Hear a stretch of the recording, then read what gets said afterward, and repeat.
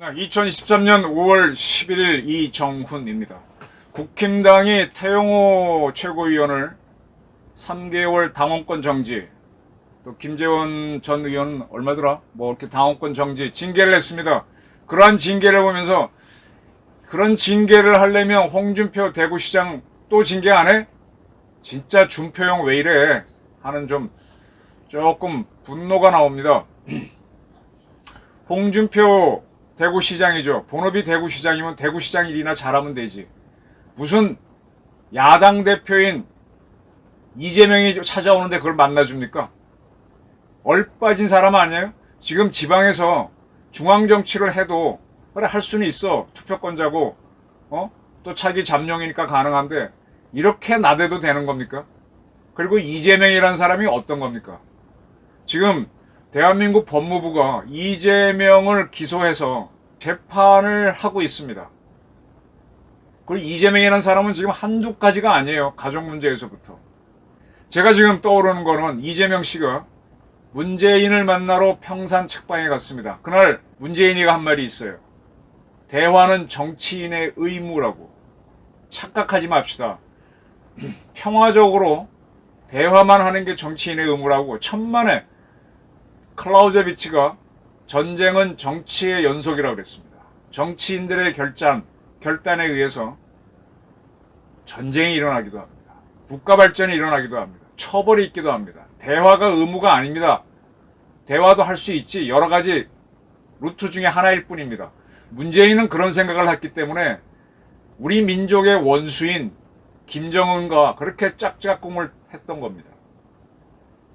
북한에서 여러 가지 이유로 살겠다고 일본의 SOS를 청해서 일본으로 가고 있는 북한 사람을 붙잡아서 일본이 못 잡아가도록 우리 대한민국 해군 함정하고 대한민국 해경 가장 큰 삼봉함을 보내서 잡은 다음에 북한으로 돌려보내서 처참하게 살해되도록 한 사람이 대화를 강조한 문재인입니다. 그리고 우리 대한민국으로 살겠다고 온 북한 어민 속초까지 왔죠. 그걸 무사히 붙잡아서 얼씨군하고 넘겨준 게 문재인입니다.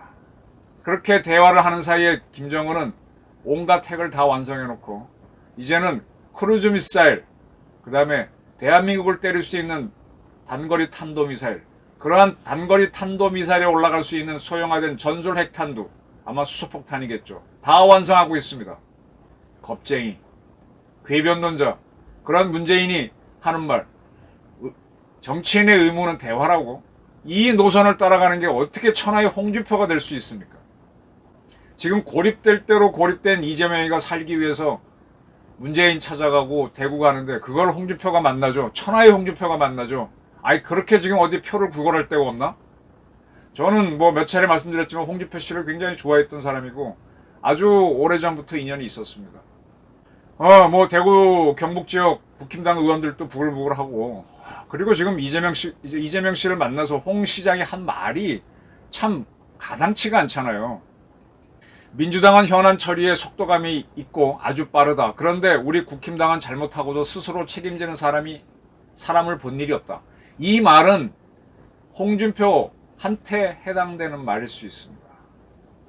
물론 국힘당 지도부 태영호 의원 징계한 거 저도 불만입니다. 4.3에 대해서 그런 말도 못해. 그리고 김재원 씨가 5.18에 대해서 국힘당 강령이 못 얻고 가네요. 5.18이 그렇게 대단해요? 그런 거 얘기한 거 갖고 그렇게 징계를 해? 여기 공산주의예요? 여기 민주국가라며? 민주당이 떠들고 좌파가 떠들면 거기 끌려가? 그럼 홍준표가 떠들어서 국힘당이 떠들고 보수 세력이 떠들면 징계할 건가? 쫓아낼 건가? 국힘당 문제는 있어요. 문제는 있어. 그런 면에서 홍준표가 지적했다면은 그래 그 말도 일리는 있어 그러는데 홍준표 의원의 시장의 말은 지나칩니다. 윤석열 정권은 대부분 정치를 잘 모르는 사람들이 대통령실에 있다. 그걸 민주당에서 좀 도와야 나라가 안정이 된다. 지금 민주당은 검수한박 뽑으면 윤석열 측근에서 정치 모르는 건 저도 보고 있어요. 대신에 순수해서 환동원처럼 치고 나가는 맛은 있습니다. 근데 민주당에서 도와주라고 어떻게 도와줘? 김의겸이가 도와줘? 김남국이가 도와줘? 누가 도와줘? 이재명이가 도와줘? 지금 윤석열 대통령은 이재명하고 아예 만남도 안 하고 있습니다.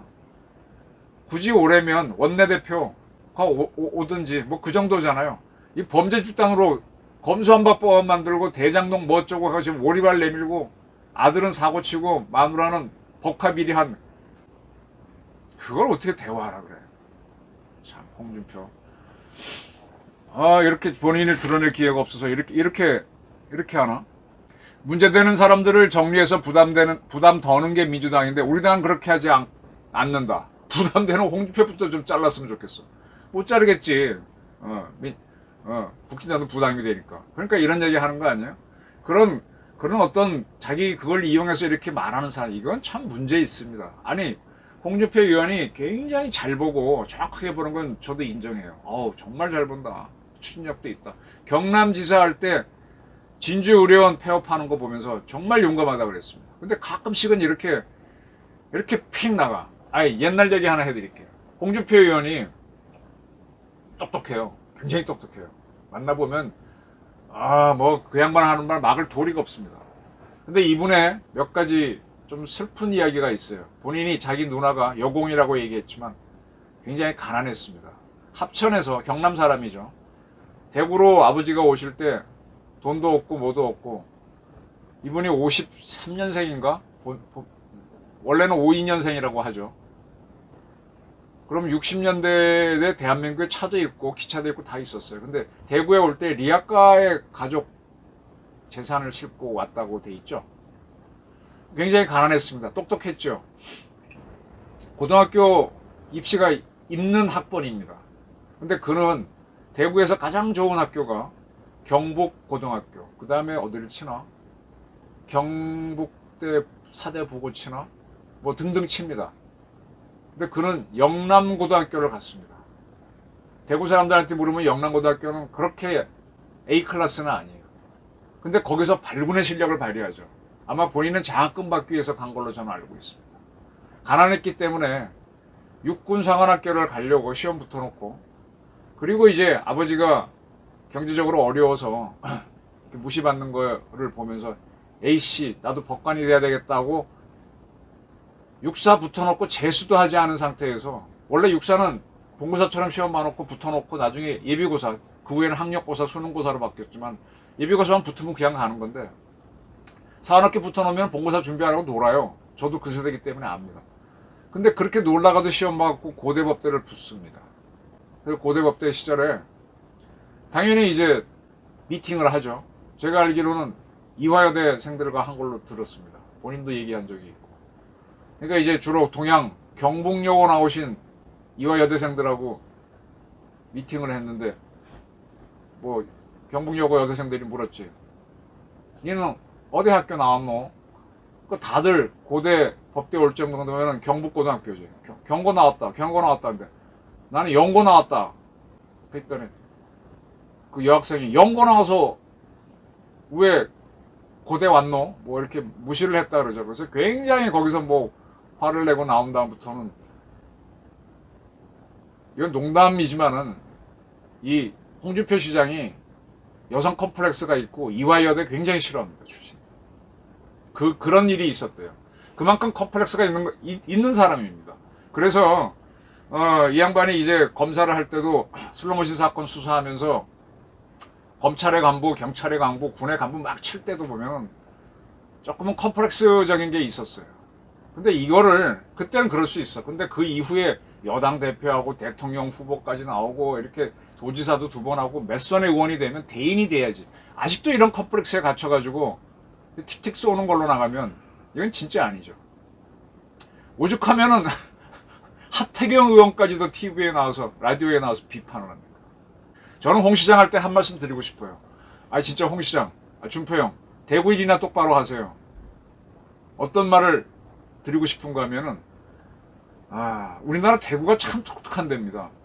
아주 보수적인 도시죠. 안동이 더 보수라고도 하고 대구가 보수라고도 하는데, 대구 사람들은 안동 사람 아주 우습게 봐요. 근데 그런 대구가 아주 웃기는 게, 외래 종교를 잘 받아들여.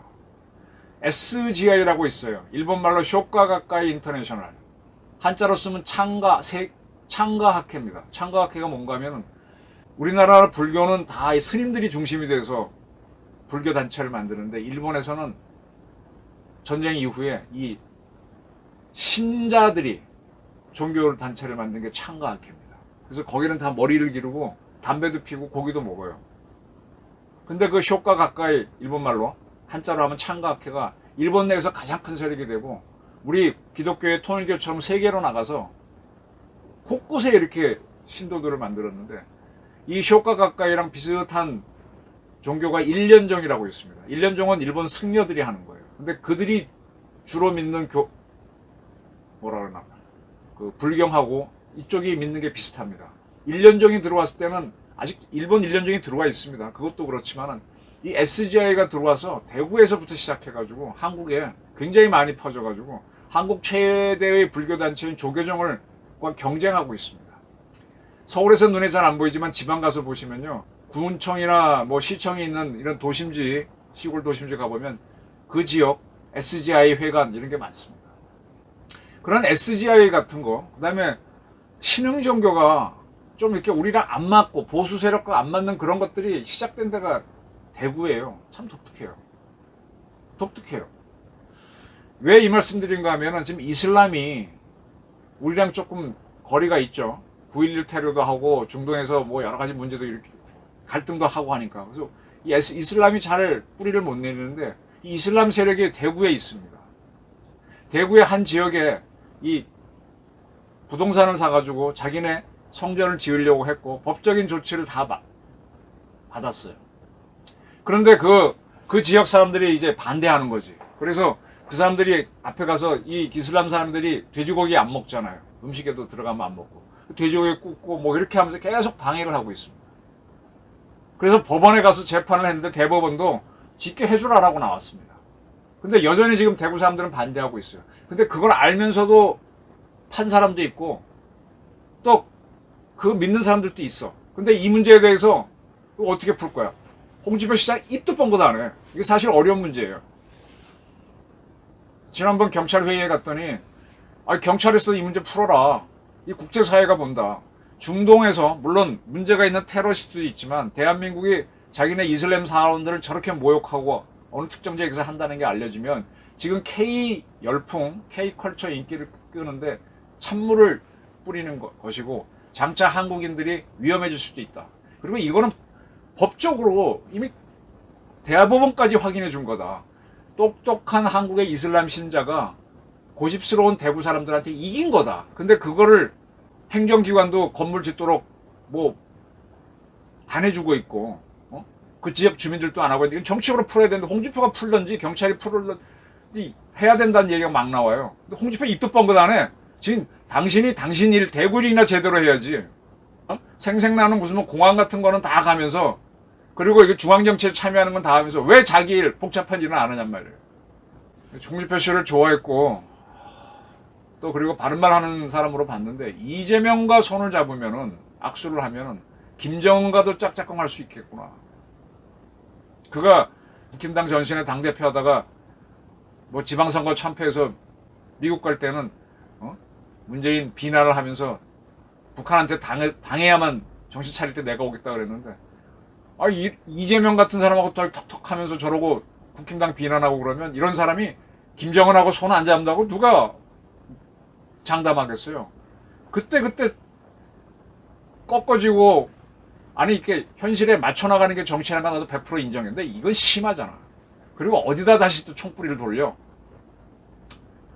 진짜 중표형 제가 한 달 전에 대구에서 발행하는 매일신문에다가 중표형 왜 그래? 하고 칼럼을 썼었어요. 근데 더 세게 칠 걸 그랬어. 아주 대구에서 뒤집어지도록. 진짜 홍준표 많이 실망입니다. 저희 의견이었습니다.